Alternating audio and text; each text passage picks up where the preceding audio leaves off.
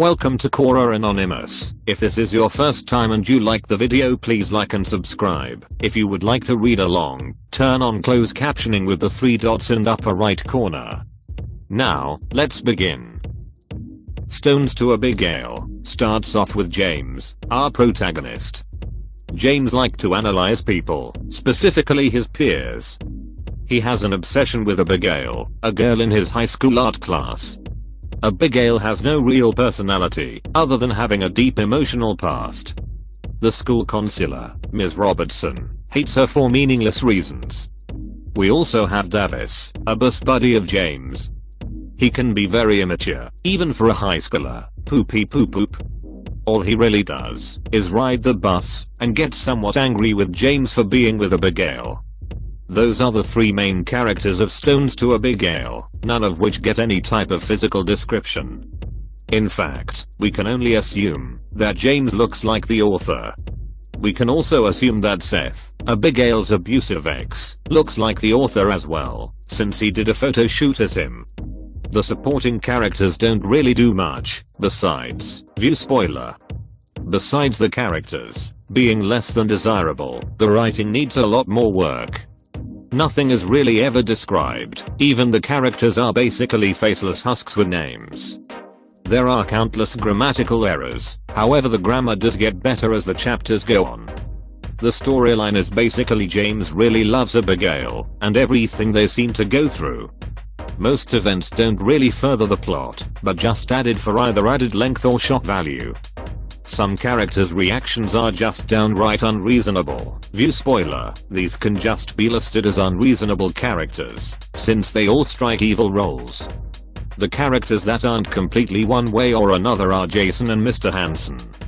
Almost every character seems to say something somewhat deep during the story, mostly James. Abby says some deep stuff, along with some of the teachers as well. In conclusion, the writing is bad and the characters are husks. The story was short, easy enough to read in a couple days. I've read that the author wants to write another book, all I can hope that it's better than this. Even if it's just grammar-wise.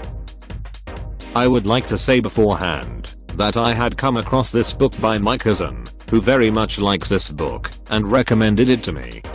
Just a sap, you should never listen to an 11-year-old who watches Singaporean dramas daily. I learned that lesson the hard way. First of all, the author, Onisions, is a YouTuber. I should have seen the red flags the second I found out about this. I was in the midst of this book when I did. So after I finished, I did some researching.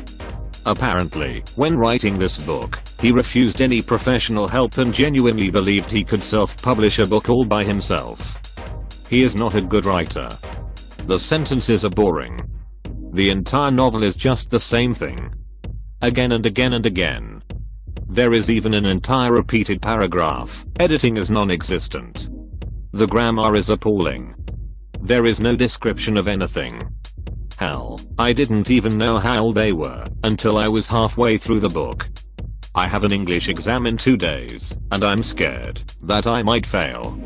I have indubitably become dumber after reading this book. And it's so unrealistic, like I can't. There are just too many cliches in this story. It is practically a Wattpad book. James, the protagonist, is unhealthily obsessed with Abbigale, and believes that no one in the world can understand them but each other. That is the only thing that is given to us readers to understand. Other than that, there is no character development nor depth. Also, physical contact seems to be a rarity in the world that this book is portrayed in. A hug out of nowhere? Arm brushes against arm. James is so into it is disgusting. It's like they are 9, except they are 17. First, we must discuss the matter that is James. The main character is a narcissistic ass. I'm informed that the author of this book has created the protagonist to be like him, going through the same things, and claiming that the book isn't necessarily fiction. He says it's part fiction. The blurb even says he's experienced this before and everything, the author. I'm so terrified if this is actually how the author experiences the world, or if he is dramatizing it. I think that the author has a really large ego. All the characters in this book just seem to love James. They constantly praise him, even though there is nothing to praise about. There even is an entire character just to compliment James. The character, named Davis, is like a groupie to him. It's so weird. There is a line in the book that goes something like, "James, the first love you, and I wish you were my boyfriend." No. Just no. Then there is Abbigale. Abbigale is this goth girl with an alcoholic father and an abusive ex-boyfriend. Now, where have we heard that from? She has a dark history and starts to form a relationship with James. When the plot is non-existent, the book is just James and Abbigale together. James is a manipulative and horrible person and takes advantage of Abbigale's vulnerable state, which is the entire book. She's nothing but the damsel in distress, and all James does is use it to his own gain and narrative. It makes me want to puke. OMG James, you're so quirky. I'm going to marry you someday, so might as well call you hubby. AWW, you wrote me a disgusting love letter telling me my suffering is obsolete and implausible? I think I'm in love with you. I cannot. Then the plot starts to come in. The mother of the protagonist has fallen in love with a random high flyer that lives in the mountains and wants to move in together. James and Abbigale can't be together. What a sophisticated plot. Oh no. But to top all that off, right as James arrives at school that very morning, there is a school shooting. Abbigale's abusive ex apparently had gone off the rails and decided to shoot up the school. James ran around the school barefoot and stepped on glass because he had rollerblades on and took them off. Do not get me started, he just decided that a school shooting was the perfect occasion for rollerblades. And then President of the United States comes to visit them and declare James as a hero.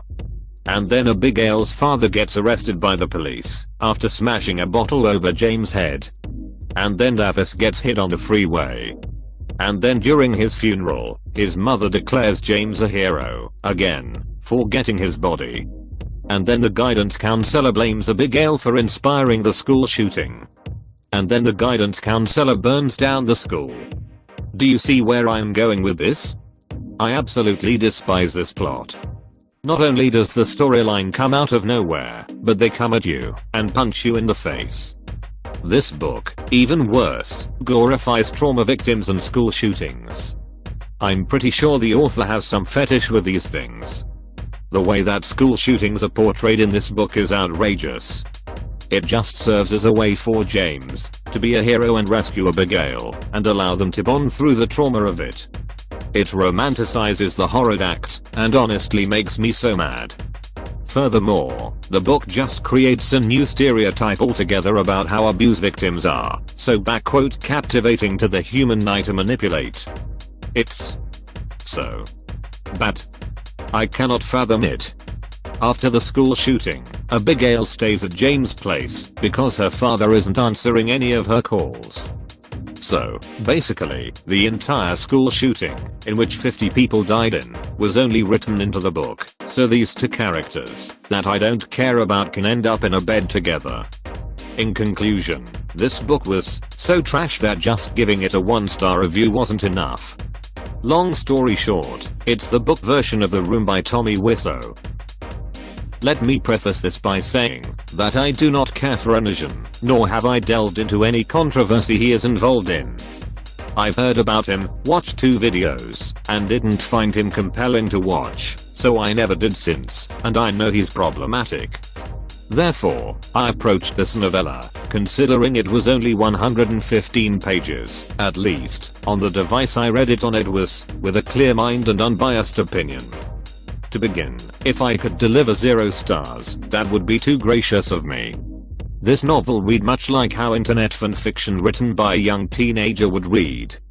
It is embellished with horrendous grammar, and for a 30-year-old, that is shocking. It possesses a rambling plot, boring characters.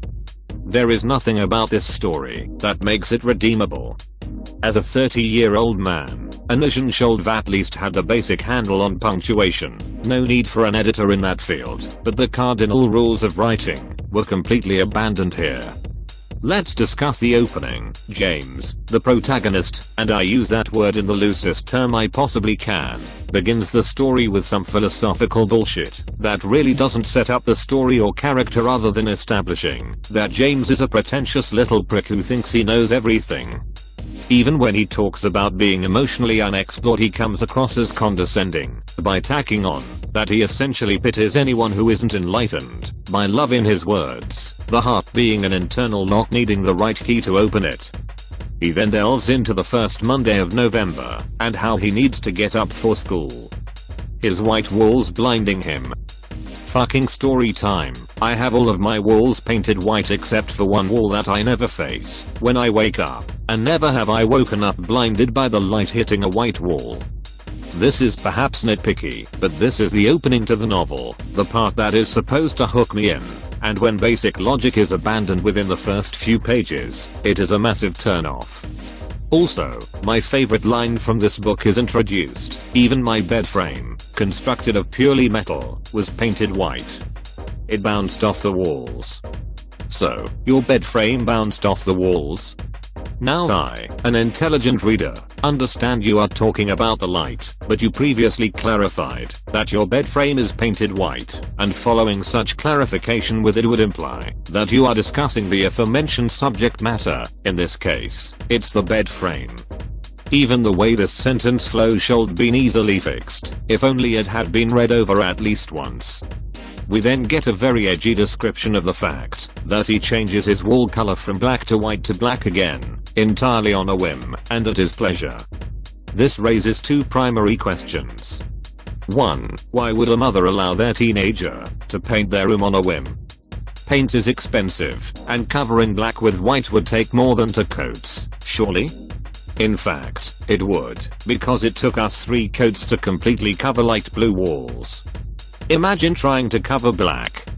My mother would backhand me if I constantly painted my bedroom. 2. Do you not have belongings? Like, would painting your room constantly not be incredibly taxing and just a downright waste of time? That seems like a lot of work, and moving my shit about to paint my walls in order to satisfy the deep, unending torture I must inflict upon myself seems like a lot of energy I wouldn't want to use. Just read a book, this one preferably, because then it could either be improved upon, or we can both sit in self-loathing induced by this book's contents. The other gripe I have is that there is a much simpler solution to this dilemma, a color he could paint his walls that gives him the best of both worlds, delivering the crave emo connotations as well as being easy on the eyes, not to mention the amount of opportunities presented in its spectrum. Gray. He cold just painted his walls gray. Now I know, that's a crazy idea, perhaps I'm just an innovator, who knows, it was just a thought. Now again, perhaps I could be seen as nitpicky, but these details are what creates the setup for the rest of the novel, and as of now, Onisions has done a terrible job of setting up the protagonist.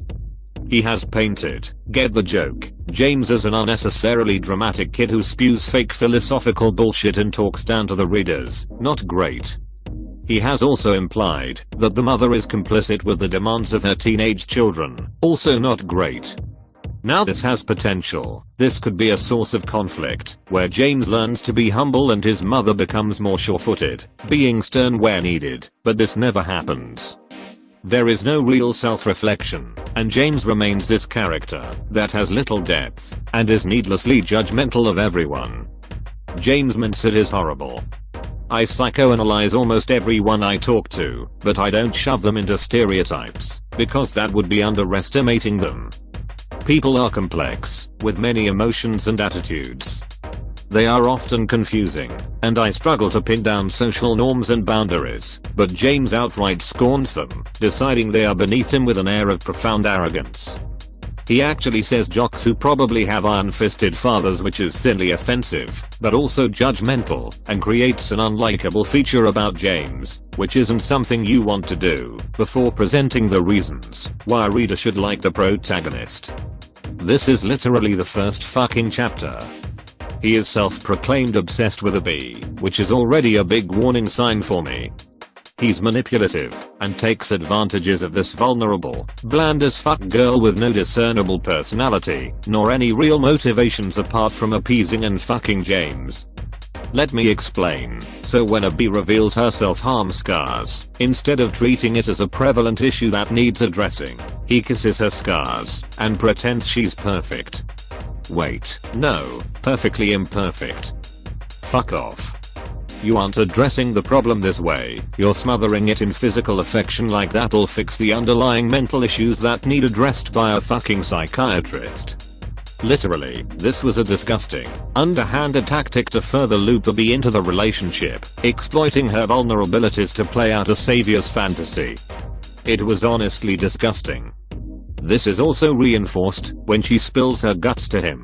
Don't worry, I'll get onto Abby's backstory in a second. He thinks it's appropriate to storm into her classroom and shove his tongue down her throat.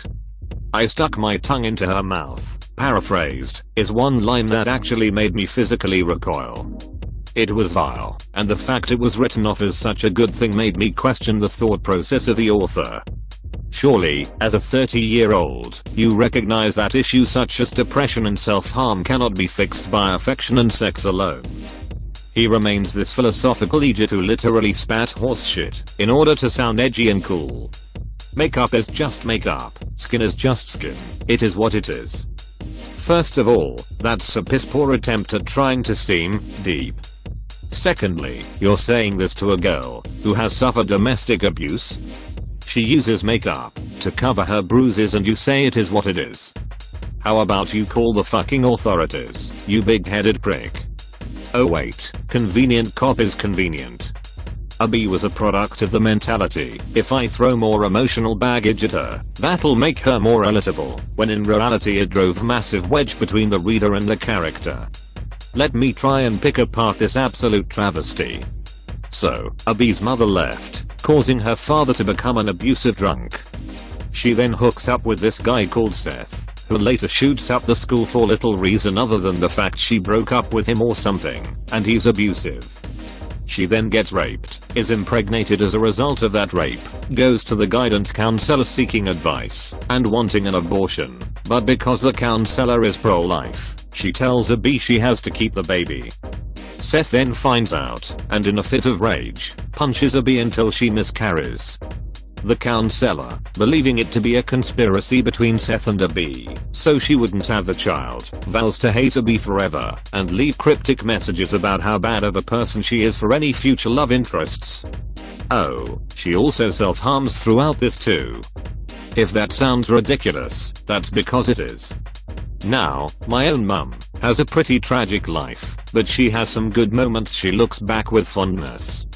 In this novel, there are no humanizing moments, and the only ones she seems to make are with James, which pushes the message of love conquers all, an unhealthy message in the context of this story. As I said, there are good moments that outshine the bad, and there's none of that in this novel, therefore no characterization, and we are left with a boy who has a god complex, a broken girl healed by love, and don't forget absent parents, because leaving teenagers to their own devices is a good idea. Fan-fucking-tastic. Instead of having a personality, she's another character Onisions uses to portray how good of a guy James is, despite not giving the reader any reason to believe him as so. I realize that Davis is based off of a real person, and I will say with confidence that I do not care. Onisions chose to write this character into a work of fiction, and I will judge it as so. The fact that the person is dead is saddening, well as saddening as it can be for someone who didn't know him, but I won't pretend to like this character when he was a large part as of why I didn't like this story. I don't care about tearing this character apart, because I'm not commenting on the person, but the interpretation Onisions included in this shit show. Davis was a useless character who was only there to glorify everything James did. He says at one point, "I wish you were my boyfriend," and James just goes, "What a good friend, boy. Our man Davis wants to suck your dick." The only thing missing is the fact he wasn't on his knees when he said it.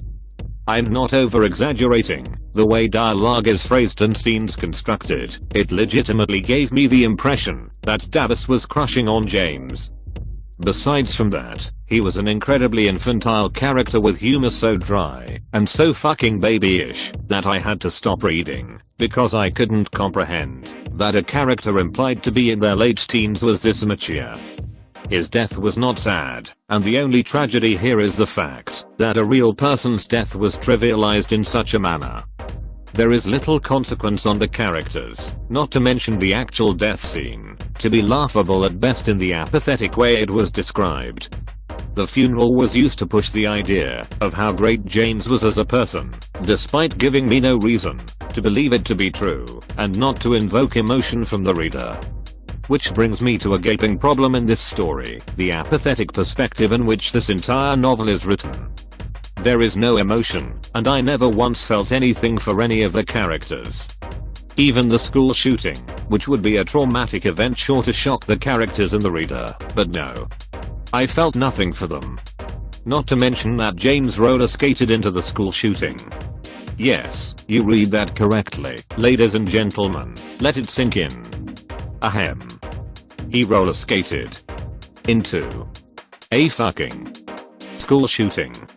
Moving on, as if this novel couldn't get worse, the school shooter isn't even taken down by James, it's the token jock Jason.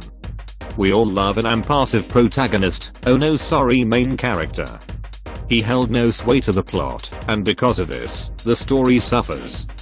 Not that this story has much of a plot, more like a bunch of tragic, or convenient, events that don't correlate, all smashed together in hopes of creating suspense and drama. Instead I'm bored shitless, and thinking about what I'm having for dinner. Like I said, logic is completely abandoned in this novel. The president visits at one point too, it's wild. This book is not worth anyone's time. However, the worst part of this book were the sex scenes. Oh boy. Listen, I've read Sarah J. Maas, okay? I'm used to ridiculous sex scenes that make no sense and are laughable, but Stones to Abbigale made me genuinely uncomfortable.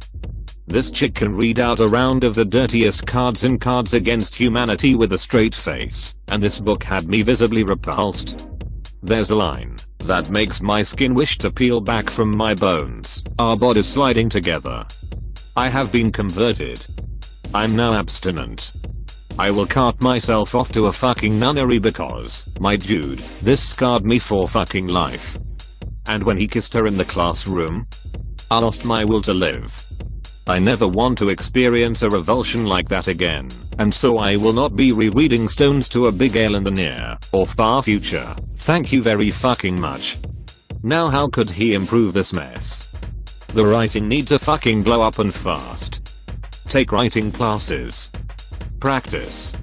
Just don't fucking publish another book until you at least learn new speaker, new line. Also, emotion. A big part of the problem was lazy descriptions and pitiless sentences. I don't even know what the characters look like, so fix it. Everything that should been tragic lost its impact due to piss poor writing. The plot is non-existent, and this story is so overdone there really is no saving it. Shift the focus elsewhere. It could be centered around Abby's father's trial, which would make it far more interesting and unique, making it a story about James and Abby bonding over this traumatic event and the upcoming court date.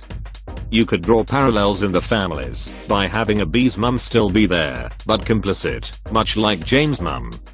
This could be a character arc where both mothers learn how to step up and take charge. Abby's mother gets over her fear of her husband and testifies against him. James' mother becomes less of a pushover, putting the foot down where her kids are concerned. The school shooting could happen still, but add more conflict between James and Seth instead of there only being one showdown between the two. More arguments, more threats, make Davis relevant by him actually standing up for James and Abby, even helping to take Seth down at the peak of the novel. Drop the whole thing with Abby being potentially responsible, as well as the guidance counselor. She was so fucking boring to read about. Unless you're making Jason a friend or foe, drop the fights entirely. They do jack shit for the novel. Include James actually being a friend to Davis, you know, making intelligent witty jokes that build relationships and actually give the impression of genuine friendship. The same with Abby and James, drop the whole obsession thing, it was fucking creepy. I like the letters thing, but it was wasted potential, it was used for exposition, which was lazy storytelling. I'll use the example of Fear and Rise from Akata. In the second book they use notes for flirting, which builds character and depth to their relationship, thus creating emotional investment from the reader and a more likable dynamic that the reader can support, because it was funny and cute to watch these two characters fall in love. There's a severe lack of chemistry between Abby and James that even a lab can't fix this relationship. Therefore, get rid of the manipulation. After the school shooting, let it be enough that James and Abby seek out proper help. Abby shouldn't be used to inflate and fulfill a savior fantasy. Remember children, you don't love them if you don't look out for them. That means telling them to get help when necessary, not playing happy families and ignoring the problem. Overall, this book was shit and I would never recommend. It actually took me somewhere within the region of 3 weeks, I can't remember the specific dates. I was in the middle of exam week, and I managed to read Siege and Storm and Ruin and Rising by Leigh Bardugo before I finished this novel. I disliked both books strongly. Despite being so short, it was a slug to get through, because I physically couldn't force myself to read this.